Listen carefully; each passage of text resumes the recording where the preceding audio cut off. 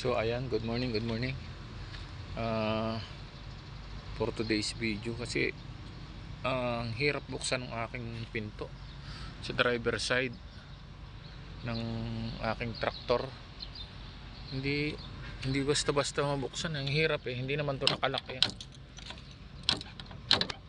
Hindi mabuksan kaagad, kailangan idiin mo pa dito. Ididiin mo dito para mabuksan ito. Ang hirap mabuksan eh. Bubuksan natin yung likod. Kailangan nating tanggalin ito. Yan, mga yan, saka ito. Saka yung mga tornilyo na yan. Saka yung mga lock. Tatanggalin natin tong face na to para makita natin yung mechanical doon sa loob.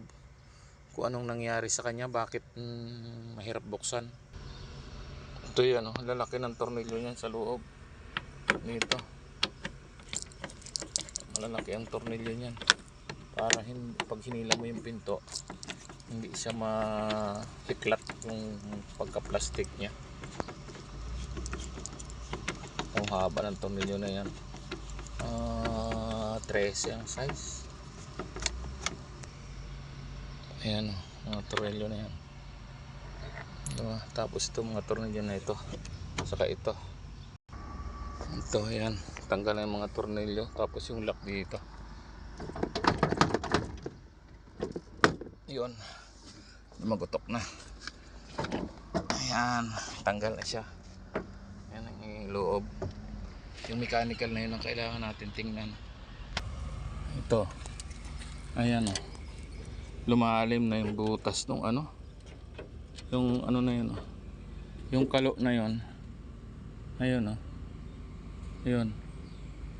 Lumalim na yung butas kasi aluminum lang yung, kaya kahit iganon mo, hindi niya nahahatak ng husto yung kable.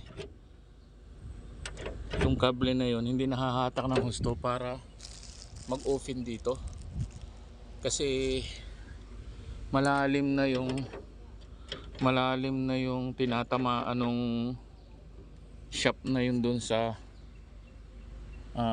arm nitong hinahatak na ito, kaya hindi niya mahatak ng husto yung kable, kaya mahirap siya i-open.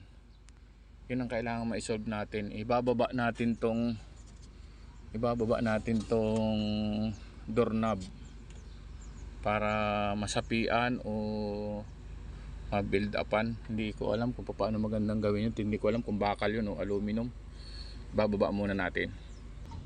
So ayun, nakakita tayo ng technique para ma-open siya, mahatak ng husto yung kable. Nilagyan ko ng hose clamp para pag hinila yung ano, ayun, iniangat ko yung base para mahila ng husto yung kable. Subukan kong mabubuksan. Hala, ba't ayaw mag-lock? Hala, ano nangyari? Hindi abot. Ay, may nakalang. May nakalang ba? Ba't ayaw mag-lock? Hala. Aha. Ba't ayaw? Ano nangyari?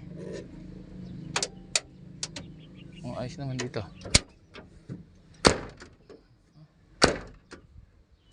Okay.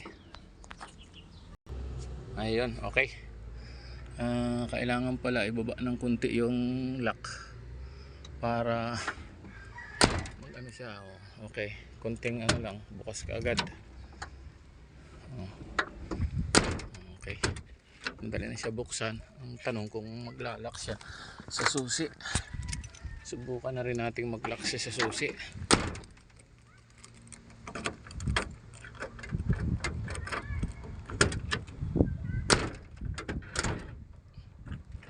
Ayun.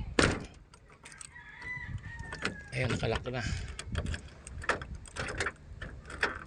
Ayun, ayaw siya mabuksan. Ayun, okay na.